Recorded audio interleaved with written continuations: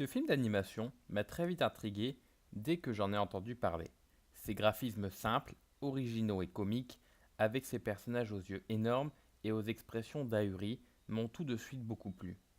Monté comme une pièce de théâtre exécutée avec les moyens du bord, comme un spectacle amateur, ces trois histoires mettent en scène un cochon, un lapin et un canard un peu idiot. Un renard qui ne fait peur à personne, un loup affamé, un chien de garde qui ne garde pas grand-chose, et des poussins. Et aussi d'ailleurs des poules. Un peu psychopathe, les poules dans leur cour d'autodéfense. Tout ce bon monde s'ébat dans la cour d'une ferme, aux accents de Sean le mouton, aux alentours, et parfois bien au-delà. Dans des décors ou très simples, tout droit issus d'un livre d'images, mais immédiatement séduisants, comme celui qui animait Ernest et sa petite copine Célestine. Il y a 5 ans déjà, pas étonnant, puisque Benjamin Renner se retrouve au poste de co-réalisateur à chaque fois.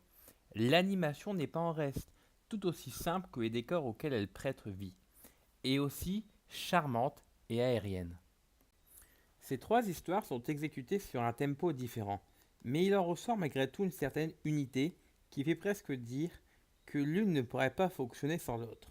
Les héros d'un segment reculent à l'arrière-plan le temps d'un autre, pour mieux revenir par la suite, tous attachants, tous rigolos, tous intéressants et travaillés.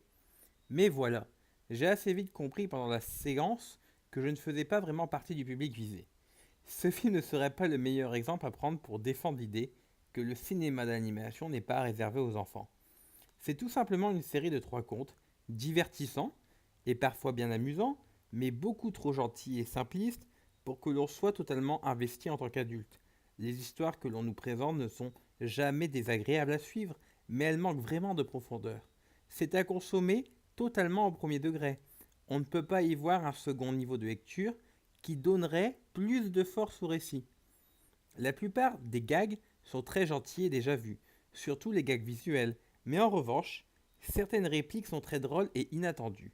Le film ne manque pas de charme, on est séduit par les graphismes, les doubleurs ont une vraie force comique et les personnages sont très sympas, avec donc des personnalités qui sont plutôt fun.